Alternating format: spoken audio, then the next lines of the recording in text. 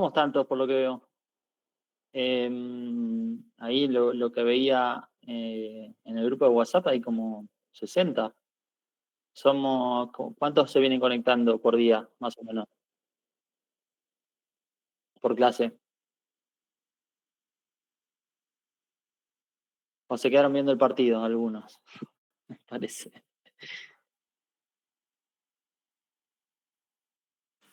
Hola, profe. No, en las últimas clases somos menos. Vos sos Patricia Rey como el redondito. Así es real. Es real, es real. Bueno, gente, no sé si le pudieron leer el caso. Mi nombre es Juan Dayup, yo soy licenciado en Administración. Vamos a ver conmigo la unidad 3 en las próximas clases. Y hoy lo que vamos a ver es un caso práctico que con algunas preguntas, no la voy a hacer muy larga la clase porque tengo una reunión más tarde, una cena, y vamos a tratar de ver algunas preguntas, pero más que nada para que entiendan ustedes, más que nada la metodología de trabajo y cómo va a funcionar tanto lo que es la evaluación final como también el trabajo que ustedes tienen que hacer en equipo para que entiendan cómo funciona la forma de trabajo. Seguimos, sigue entrando alguna gente. Bueno, no sé si pudieron leer el caso, qué les pareció. Es medio largo, no va a ser un caso, por ejemplo, para lo que es el examen, obviamente, no va a ser un caso así, pero para que lo tengan en cuenta, el examen es un caso similar, mucho más acotado, donde ustedes tienen que aplicar, digamos, la parte teórica y volcarla a lo que es la explicación del caso y poder aplicar esos conocimientos en esa práctica, ¿no? Entre comillas práctica, porque si bien es un caso teórico en el cual, digamos, volcaríamos esos conceptos. Bueno, ¿pudieron ver el caso? ¿Alguien lo puede comentar?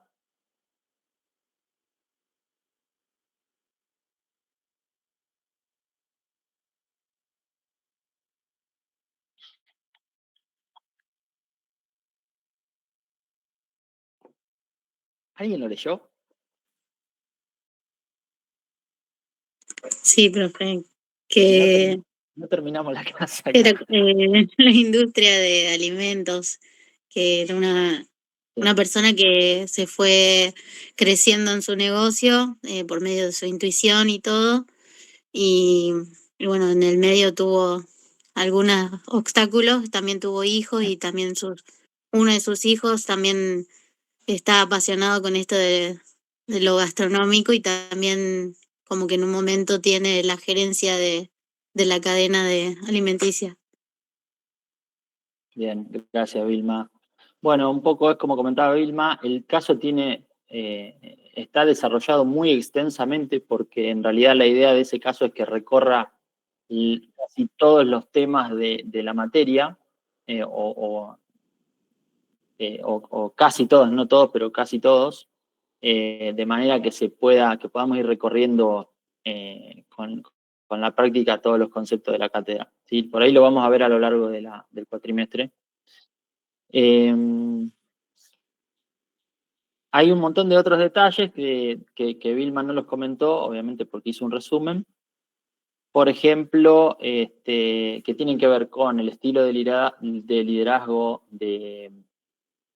de Eduardo y de Román, los distintos estilos de liderazgo, la aplicación de políticas de responsabilidad social, que podríamos ver, los estilos de comunicación, los métodos de comercialización, la integración o lo que vendría a ser también el management participativo, la cultura de la empresa. Bueno, hay un montón de temas que se recorren en este caso. Hoy vamos a ver algunas preguntas como para que, más que nada, comentarlas, reflexionar un poco. Esto no es para que lo entreguen ni nada, sino que para que empecemos a pensar entre todos y aplicar un poco a la teoría a este caso práctico. ¿Sí?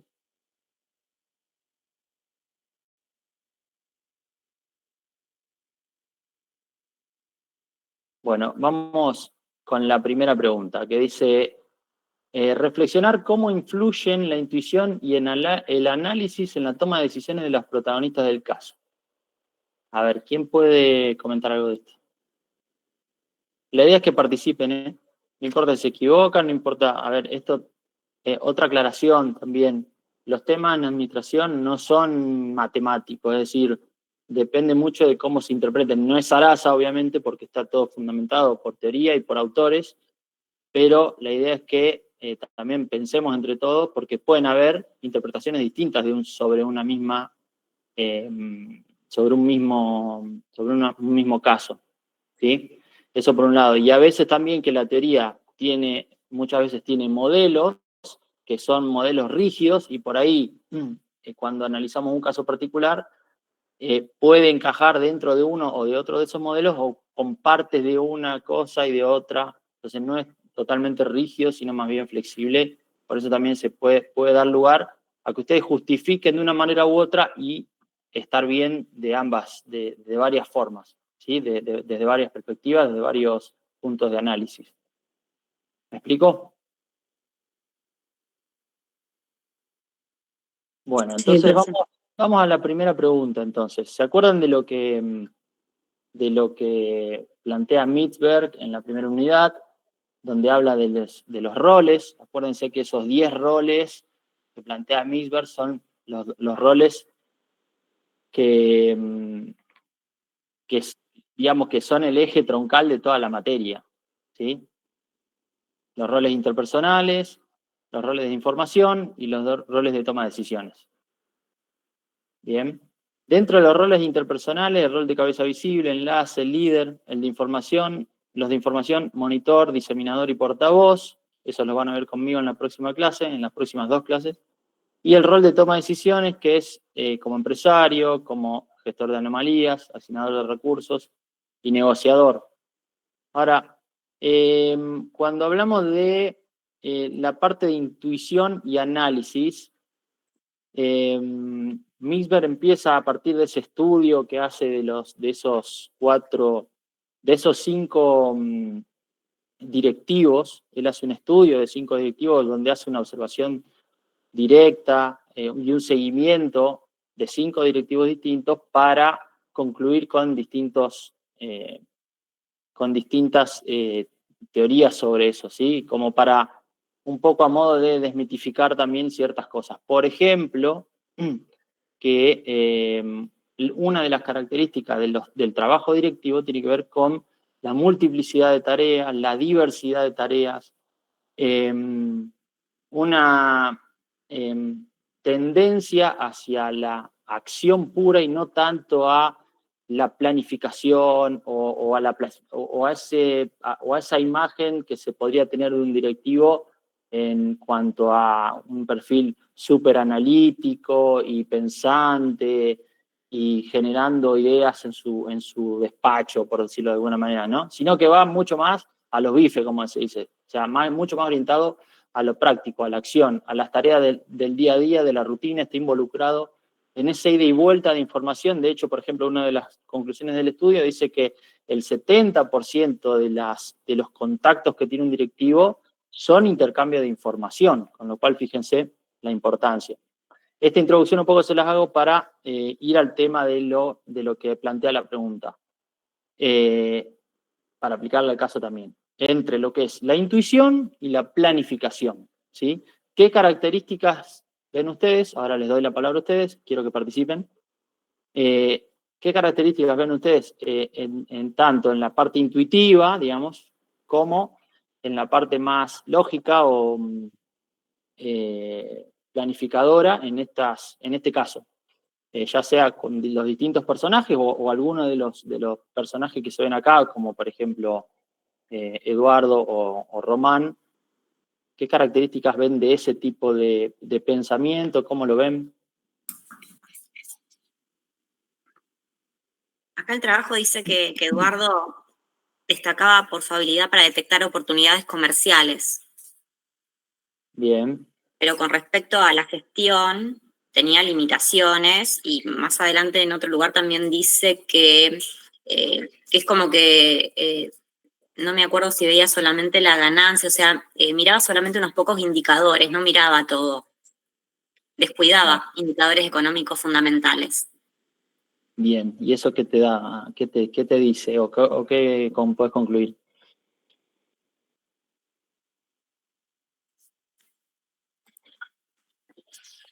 Y que él era más del sentir que el de proyectar. También dice que no tuvo en cuenta un montón de recursos que iba a necesitar, por eso después necesitó más dinero. O sea, en la planeación tal vez no era el mejor. Fallaba un poco. Intuición. Y sí. Bien, buenísimo, Natalia. Bueno, ¿qué quiere decir esto un poco? Como bien decía Natalia, o sea, en definitiva, podríamos decir que Eduardo, en ese aspecto, tenía una capacidad, una característica mucho más intuitiva que lógica y que planificadora, ¿no? O sea, una visión más holística y más relacional en cuanto a la empresa, y no tan secuencial como un tipo de pensamiento, que de hecho, una de las cosas que dice Midler y que concluye es esto, es el pensamiento directivo tiene más que ver con la intuición que con la lógica. Ahora, en realidad la conclusión, la verdadera conclusión es que es una combinación de esos dos factores, ¿no? Quizá con más peso en la intuición, pero es una combinación, porque no puede ser una cosa sin la otra, ¿sí? Bueno, ¿qué otra característica pueden nombrar? A ver. Se entiende esta diferencia, ¿no?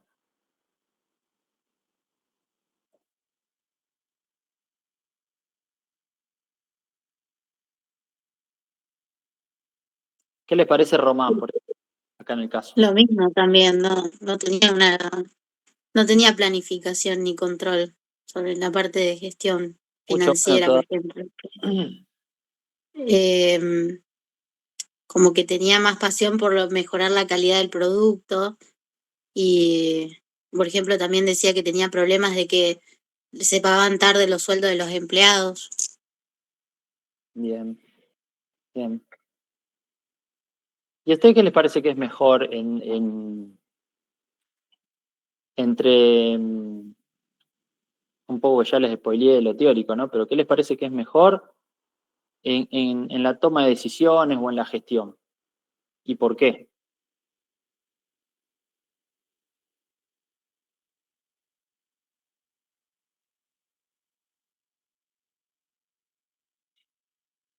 ¿Qué beneficios tiene la intuición, por ejemplo?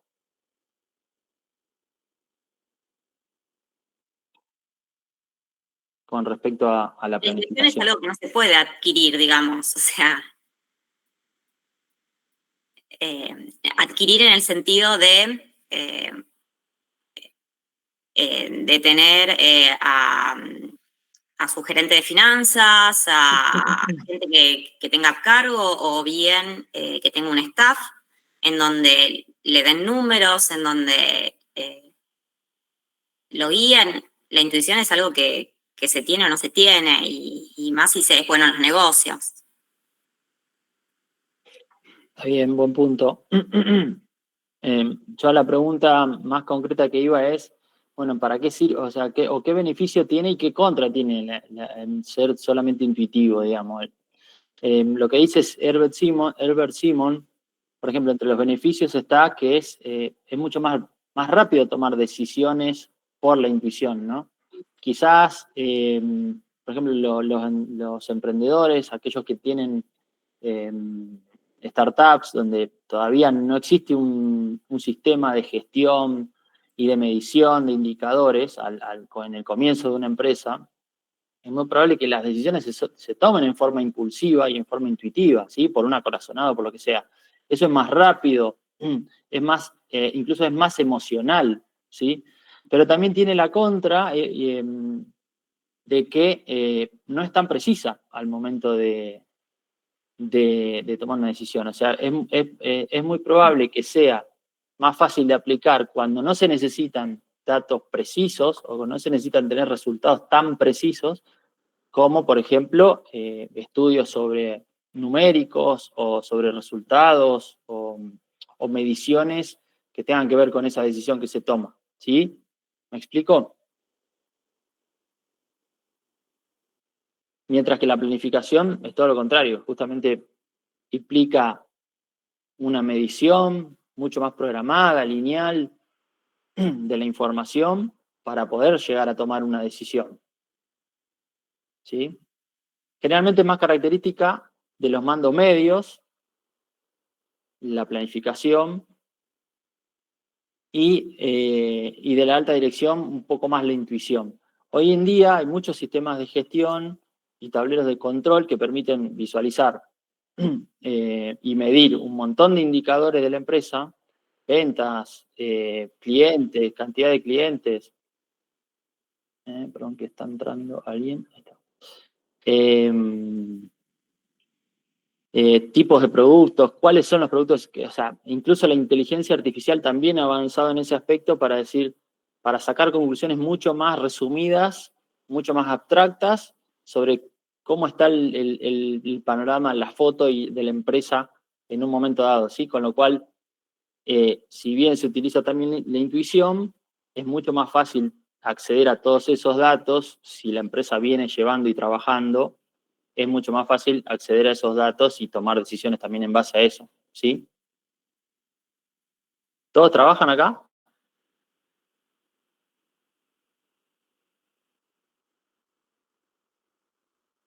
Sí. A ver, ¿podrían dar un ejemplo de su trabajo en cuanto a intuición y planificación?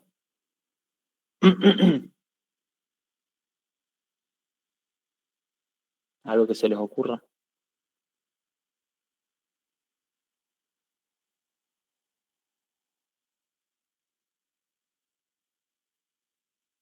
A ver, está Tomás, Rocío, Martina, Josefina, Patricio. A ver, hay unos más. Franco.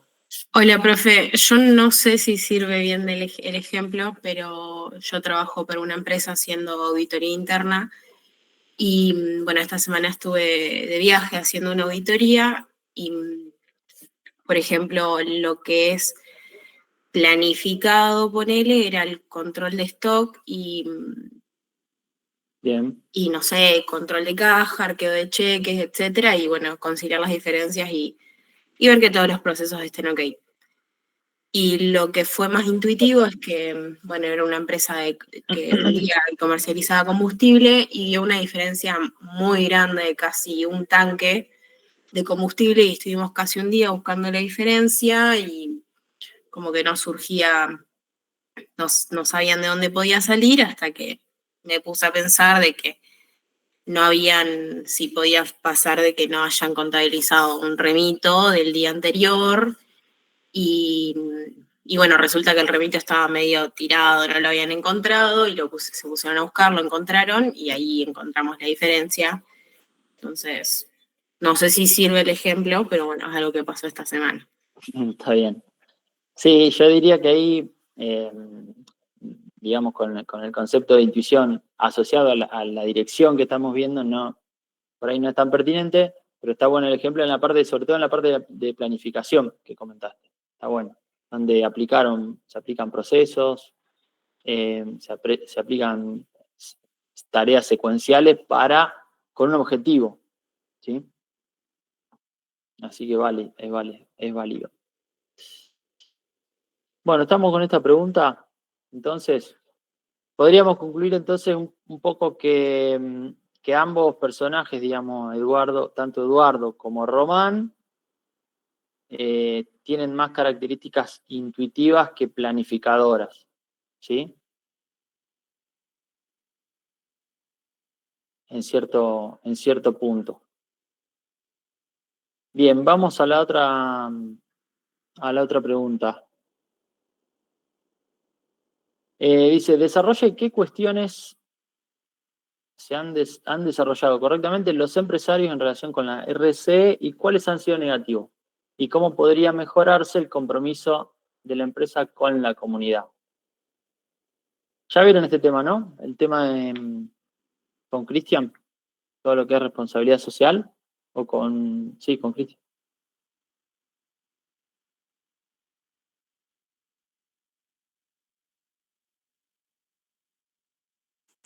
Sí, profe, fue la clase pasada. Bien. Puede ser que, por ejemplo, Eduardo generó empleo en la región, o también esto de que se integró hacia atrás con los agricultores para que tener materias primas, control sobre la materia prima. Perfecto, sí, Y- más que nada, sí, bien. El impacto, a ver, recordemos que la responsabilidad social empresaria tiene 3 pilares. El impacto social, el impacto económico y el impacto ambiental, ¿sí? En este caso, cuando Eduardo se integra hacia atrás y le da trabajo a los productores locales, a los agricultores locales, de alguna manera está haciendo una contribución con la sociedad, ¿sí? Ahora bien, ¿qué es la RC puntualmente? ¿Es algo obligatorio?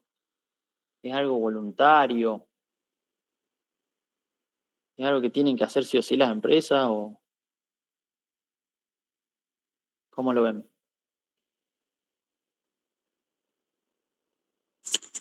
Es como una consecuencia de lo que vos hagas como gestión en tu empresa. O sea, si bien cada uno busca rentabilidad, pero también tiene el compromiso con la sociedad o, no sé, cuidar el ambiente. Claro, pero ¿el compromiso es por algo, por una obligación o porque la empresa decide hacerlo como un extra? Digamos que ahí a eso voy. Y algo voluntario, o sea, Bien, uno decide también cómo crear la imagen de la empresa, de alguna manera te termina afectando también. perfecto. A ver, hay como, en esto hay varias, en sus orígenes, ¿de dónde surge todo esto? Las empresas, hay un marco legal de actuación en donde las empresas tienen que respetar ciertas normas, ¿no? Que tienen que ver con la sociedad, con las normas eh, morales, éticas y legales de una región y de un país.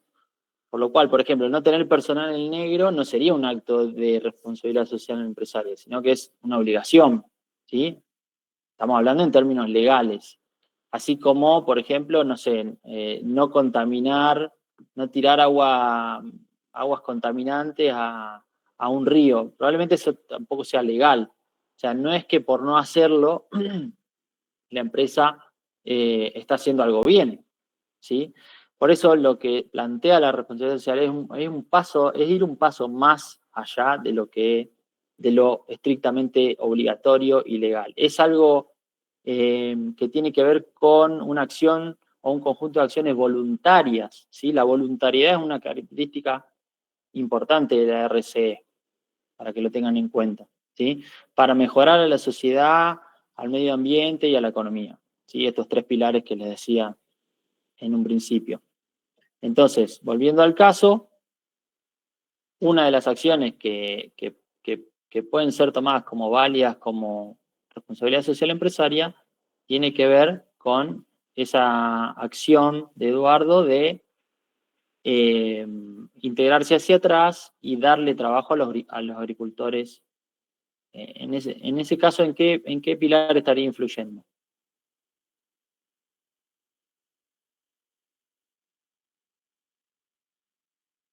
Está contribuyendo ¿Cómo con que la pilar? ¿en qué pilar de social, económico, ambiental? En lo social. En lo social. Y en lo económico, si se quiere, también, ¿no? Porque está contribuyendo con un grupo social del mismo entorno de la organización. Que no nos olvidemos que las organizaciones son sujetos sociales también. Y como sujetos sociales tienen interacción y se relacionan con otros sujetos de la sociedad o de la comunidad en donde operan, donde trabajan, ¿sí?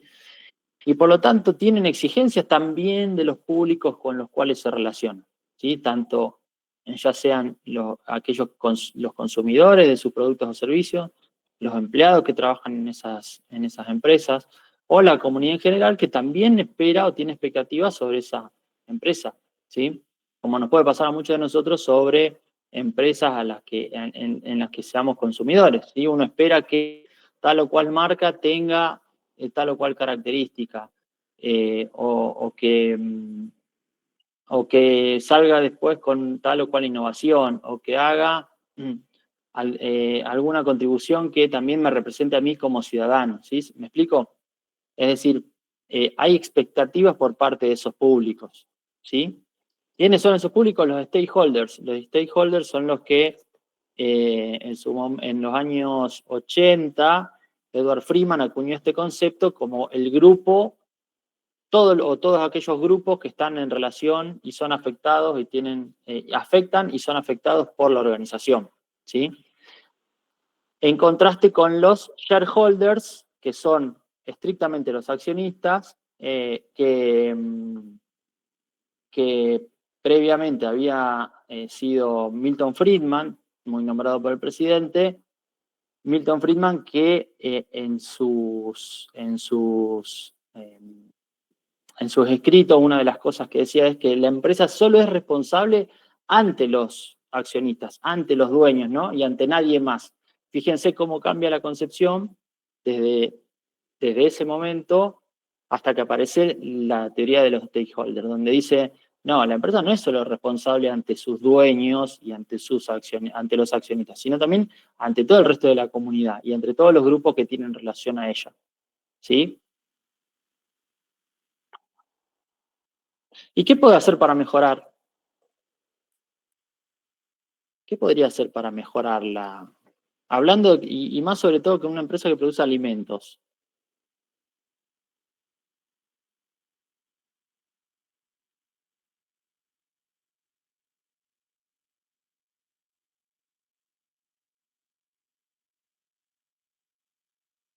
Uno a 0 va, para los que no están mirando. Los que no están hablando lo voy a notar como que están mirando el partido. No están en la clase, ¿eh? A ver, levanten la mano.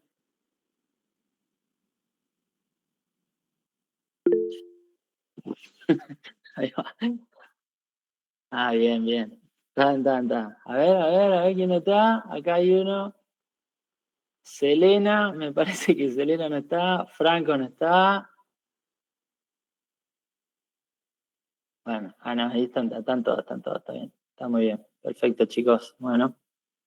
Podrían prender las cámaras. La próxima le voy a obligar a prender las cámaras. Porque ustedes no saben lo feo que es estar mirándose uno solo la cara. Bueno, ¿qué podrían hacer para mejorar alguna política de responsabilidad social o para agregar algo? A ver, ya que todos levantaron la mano. ¿Algún programa de alimentación saludable? Bien. Fíjense que eso es absolutamente voluntario. No es algo que, digamos, puede cambiar la realidad de un cierto grupo. Sí, Selena que levantó la mano. No sé, levantaron un montón de veces la mano, chicos. 6 veces Selena, 7 Felicita, 4 Tomás. Ahí apareció Natalia, a ver. Bien, ¿qué otra cosa? Escuché hablar, por ejemplo, de una aplicación, no sé si la conocen, que se llama Wobox, con W. Un segundo. Que se llama Wobox, que lo que hace es una aplicación que conecta locales gastronómicos para que no desechen su sobreoferta, digamos, y tengan que tirar la comida, sino que conecta con algunos consumidores que pueden adquirir esos alimentos a un menor costo, ¿no? O que también podría ser regalados o dados a gente en situación de calle o en situación de carencia, ¿sí? Me pareció muy original esa idea y, bueno, después chusmenla si quieren. Wobox se llama, creo que son de Córdoba. Pero bueno, como idea también, digamos que hay cosas para hacer en muchos ámbitos en relación a esto, ¿sí? Y que son cosas que por ahí no tienen tanto costo para organizaciones y que sí tienen un impacto muy bueno después en cuanto al mensaje, la comunicación y la imagen que genera esa empresa frente a su público, ¿no? A los consumidores, a la sociedad misma. No olvidemos que la sociedad considera a la empresa como un sujeto más dentro de ese ámbito, ¿sí? No solamente un sujeto comercial exclusivamente, también es un sujeto social dentro de la comunidad. ¿Estamos? Bueno, ¿alguien quiere agregar algo más? Así no hablo yo solo.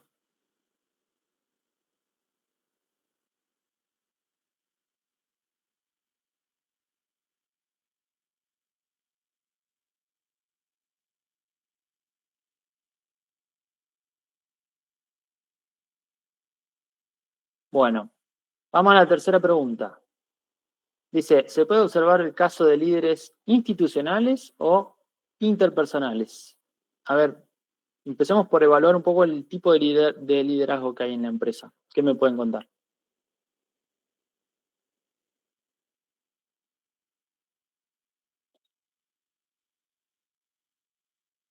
Eduardo tenía un liderazgo más institucional, o sea, como que tenía mucho control, aplicaba muchas normas. Bien, ¿y por qué? A ver, ¿qué sería el liderazgo institucional?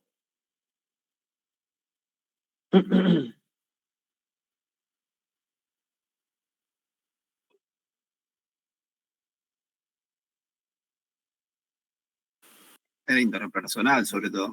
Una relación muy cercana y directa con los empleados, por lo que describe el caso. Bien. No sé si estuvieron viendo la diferencia.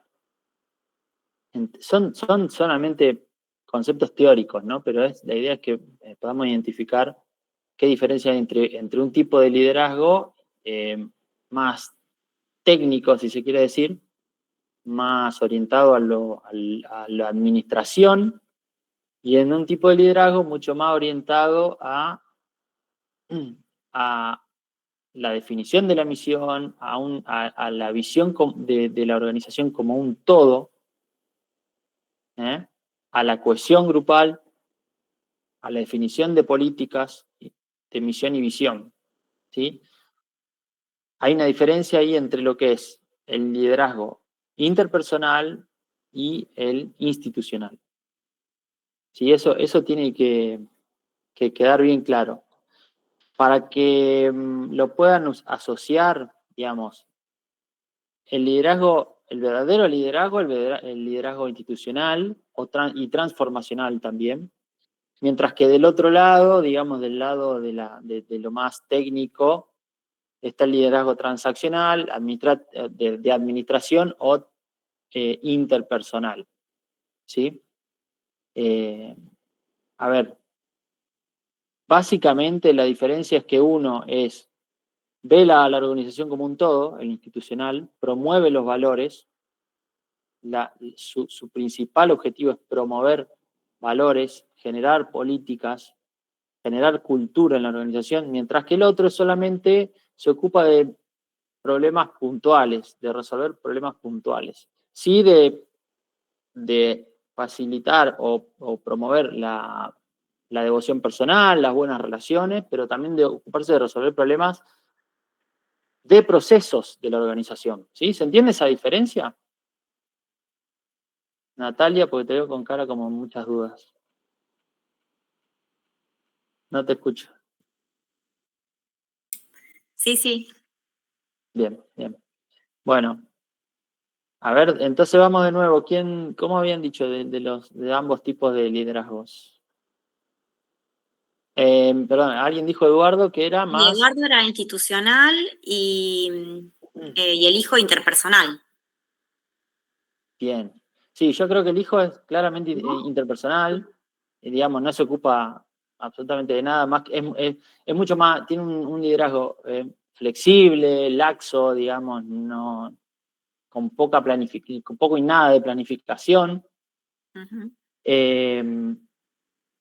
Se ocupa muy puntualmente de lo productivo, lo cual da la pauta ahí, me parece que es una de las cosas que más da la pauta de que es bien interpersonal y transaccional y no institucional, mientras que Eduardo creo que tiene un poco de las dos cosas, ¿no? Creo que tiene lo institucional, alguien que tiene visión de largo plazo en cuanto al crecimiento de la empresa,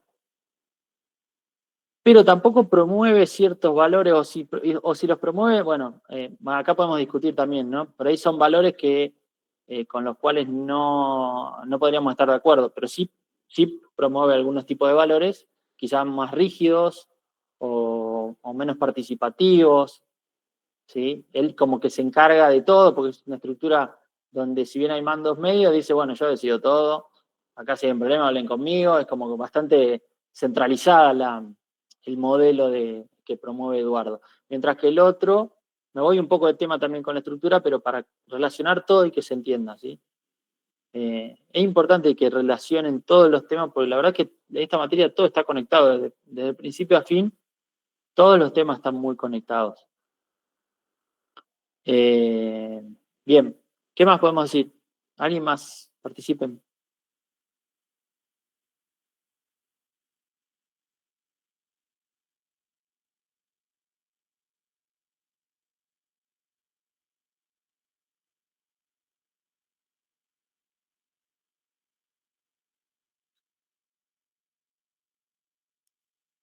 ¿Puede ser que haya ausencia de liderazgo por parte de Román?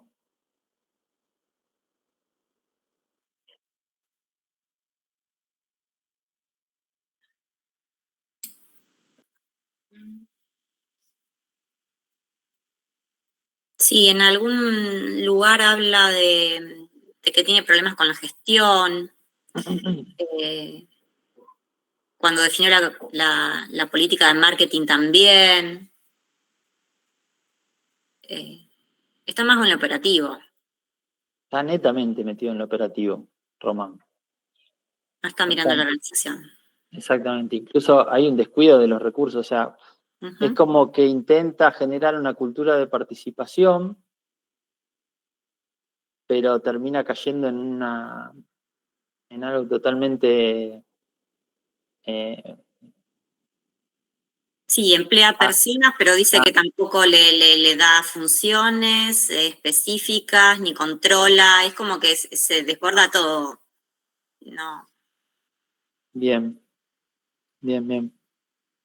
Perfecto.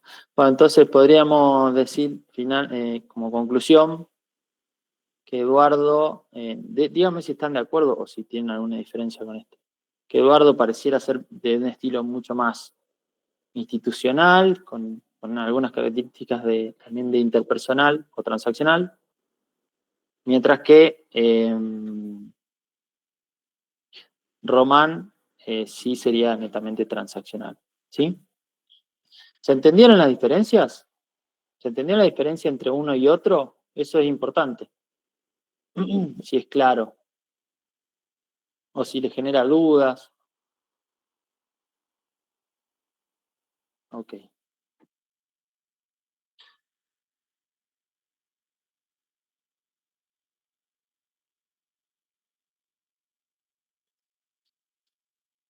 Bueno, vamos por la cuarta pregunta.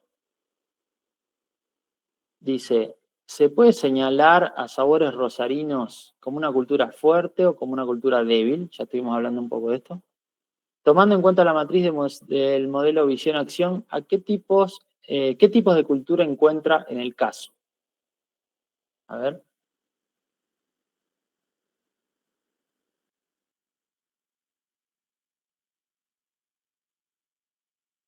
La cultura del control. En parte de Eduardo, o sea, supervisaba todo, como decís vos, no, por más allá que hubiera mandos medios, él controlaba todo. Bien. ¿Qué más?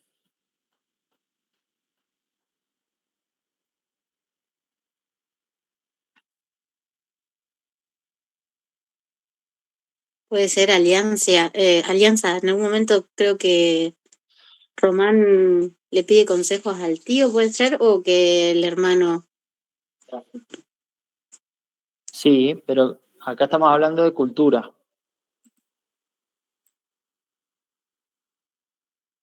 ¿Qué es la cultura?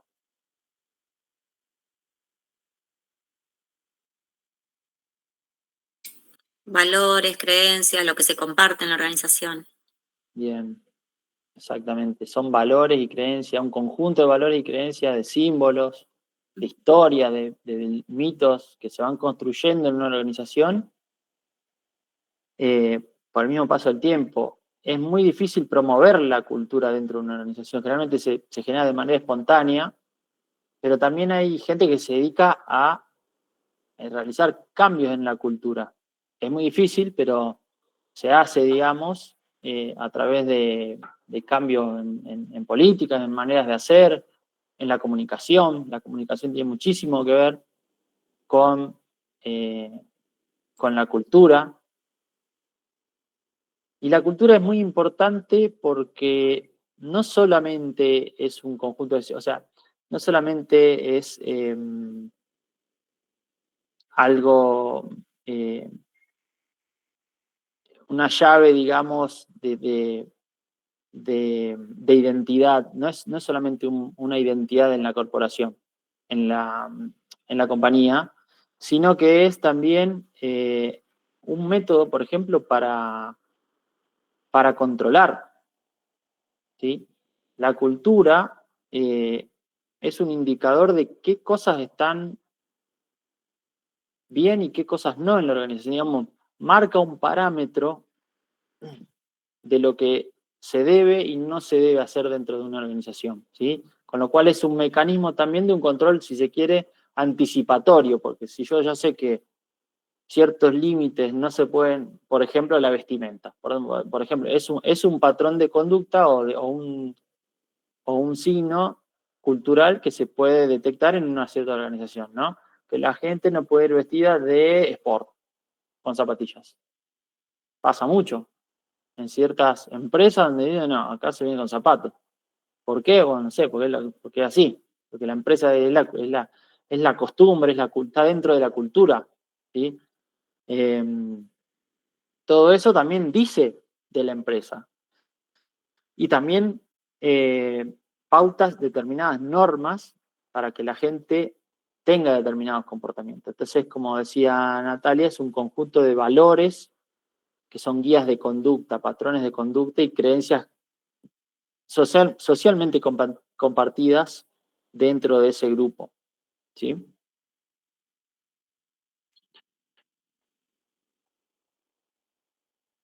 ¿Qué distingue a esta organización en su sistema, en su cultura, digamos? ¿Cómo la podríamos definir dentro de lo que es el modelo de visión-acción? ¿Se acuerdan cómo es ese modelo?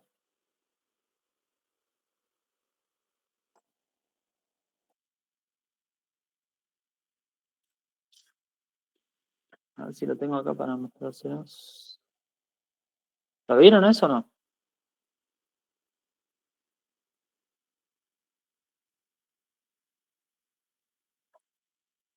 No lo tengo para proyectárselos. El modelo de visión-acción de Armida y Serra plantea un cuadrante de dos ejes, ¿no? Un eje es la visión y el otro la acción. Entonces divide a la cultura en 4 tipos de cultura. La cultura soñadora, la cultura emprendedora o flexible, la cultura burocrática y la cultura rutinaria, ¿sí?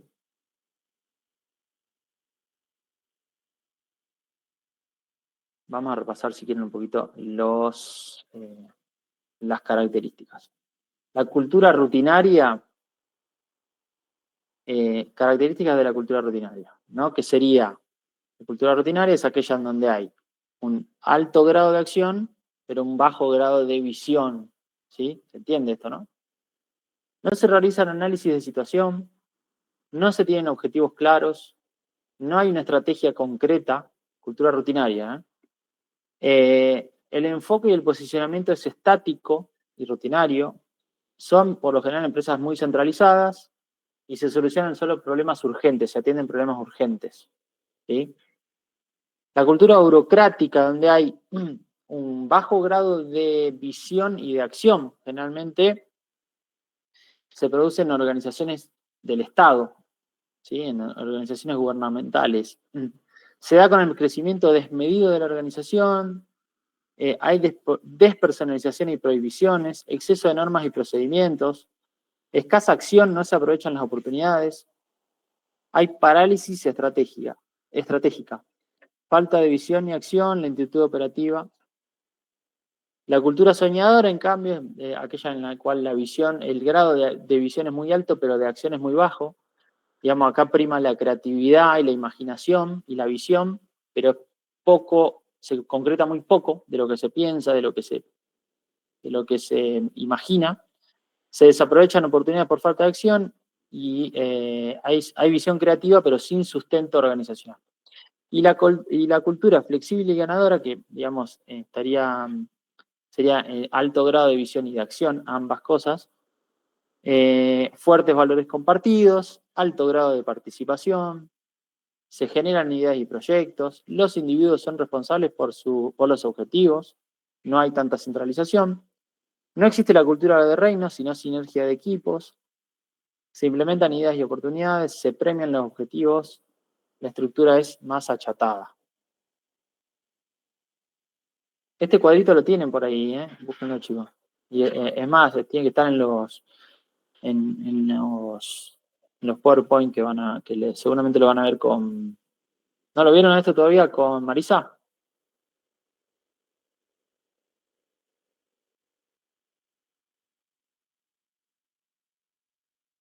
¿No? Qué lástima que no tengo el cuadro. Yo acá lo tengo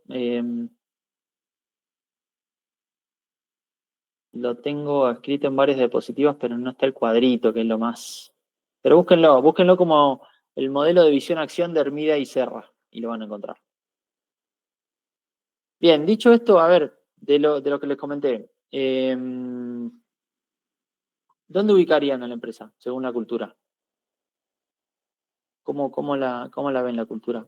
A ver, digamos, caractericen un poco así con sus palabras y a ver en dónde la podríamos encajar o qué características de uno u otro tipo de cultura puede tener también.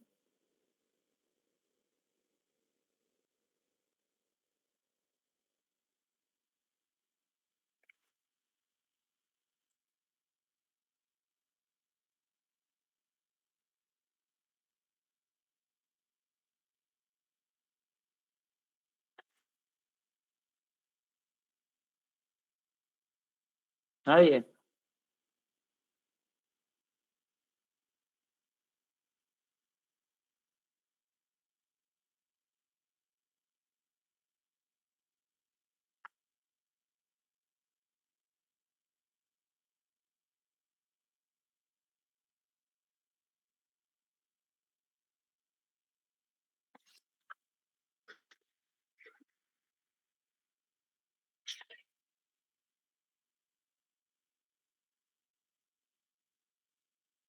¿No?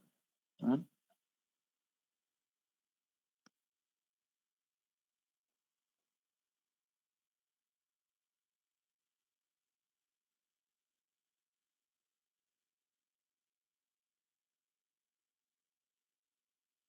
Bueno, gente, a ver. Sería rutinaria, me voy por descarte. ¿Cómo? Rutinaria. Rutinaria. Me voy por el descarte y...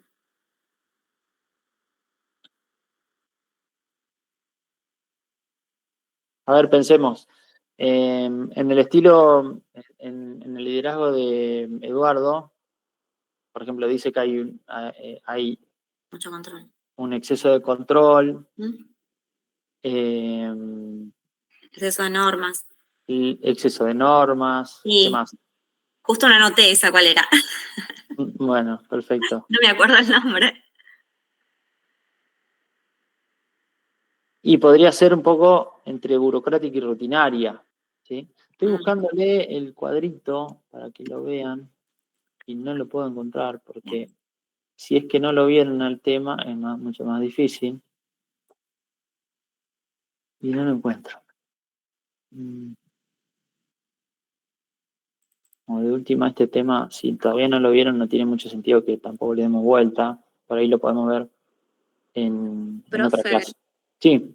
Yo como interpreté que Eduardo tenía una cultura fuerte y, bueno, Román más una cultura más débil, y en Sí, la matriz esta de visión y acción, yo Eduardo lo puse como alta acción y baja visión, porque tiene una cultura pragmática que está orientada a los resultados, bien, o pero sea, no tiene tanta rutinaria. planificación. Sí. Bien, Y Román, alta visión y baja acción, ya que es una cultura un poco más orientada al producto, pero no es muy bueno en ejecución y control. perfecto, muy bueno Y es el más análisis. creativo. Más sería más un poco más inclinada hacia la cultura soñadora. Sí, Perfecto, porque fíjense que una de las cosas que dice es que Román se especializa en diversos tipos de comidas más gourmet, pero que después en la práctica no tienen, descuida el personal, bajan las ventas, descuida a los proveedores, o sea, muchas buenas ideas, pero pragmáticamente muy poca implementación, ¿sí? Así que bien, muy bueno. Bueno, ¿estamos de acuerdo con eso? ¿Alguien más que quiera agregar algo sobre eso? Selena, ¿vos tenés el cuadrito para mandarlo como para que lo vean los otros? Eh, creo que si ahora me fijo y lo mando al grupo, si no. Sí, mandalo, como para que esté, pues no lo veo. Yo estoy viendo un PowerPoint, a lo mejor es viejo, pero no lo veo. Y lo tengo impreso, pero no sé dónde está el archivo como para mandárselos. Pero bueno, como para que lo vean también y puedan sacar sus propias conclusiones. La Dale, realidad es que perfecto. no tiene que estar encasillado en uno de estos, como repito, esto es un modelo teórico donde tiene ciertas características.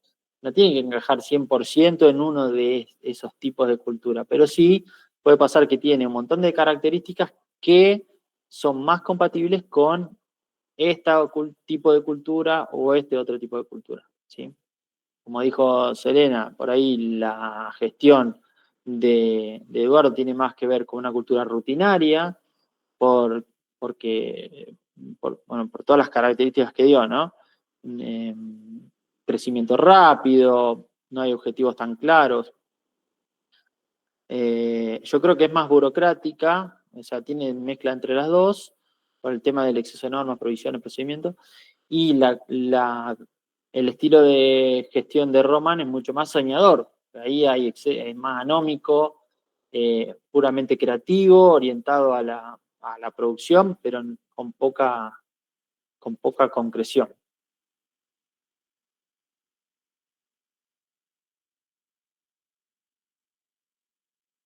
Bueno, a ver si vemos una pregunta más, y si no, ya podemos.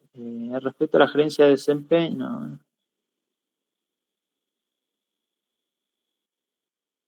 No, si les parece, vamos a ver hasta acá porque creo que ya las otras preguntas son de temas que todavía no vieron y son de otras unidades. Eh,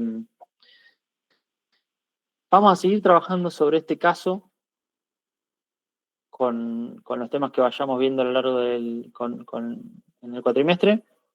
Y conmigo la semana que viene vamos a ver la unidad 3, que es la unidad de comunicación, información, comunicación. La idea es que al final de cada clase hagamos un pequeñito jueguito, un trabajo práctico con algunas preguntas interactivas como para que, a modo de repaso de la clase, para que queden algunos conceptos que en cuatrimestres anteriores veo que hay algunas falencias. La próxima clase son las mesas, ¿hay clase igual? No, si son las mesas no. A ver, esperen un segundo que veo el calendario. Que es más, yo pensé que, porque veníamos teniendo clases los lunes y miércoles, entonces por eso yo les mandé ayer, me equivoqué. Denme un segundito, ¿eh? Acá. Próxima clase el 16. Conmigo el 16 de septiembre. Y después el 30 de septiembre, o sea, mitad de mes y fin de mes. ¿Estamos? Pero sí, la semana que viene, CMSA, no, ahí por lo que veo no hay ninguna clase. Bueno, chicos, ¿alguna duda o alguna pregunta que quieran hacer sobre esto? Yo quiero que tengan en cuenta algo que es lo que le dije al principio. Tengan en cuenta este caso, la metodología de trabajo y la forma de resolución, porque les va a servir para el examen es así.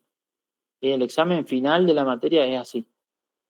Es un caso práctico, no tan largo, por supuesto, donde ustedes tienen que aplicar la teoría y volcarla al caso para poder contestar esas preguntas, ¿sí? No son, como les dije antes, no hay preguntas tan rígidas, o sea, se puede aceptar criterios siempre y cuando se respete la teoría, los autores. No zaraceen, lean la teoría, lean lo que mandamos, lean los autores, porque a veces ponen todo con sus palabras y tampoco sirve eso, ¿sí? No usen el vocabulario que corresponde, porque no es solamente describir una cosa como si fuera, no, lo entendí así, bueno, sí, está bien, pero usen el vocabulario que corresponde, ¿sí? A esta altura, intenten, por lo menos, intenten leer un poco más, que eso les da un poco más de texto, de lenguaje para poder contestar más adecuadamente. ¿Estamos hasta acá? ¿Alguna pregunta?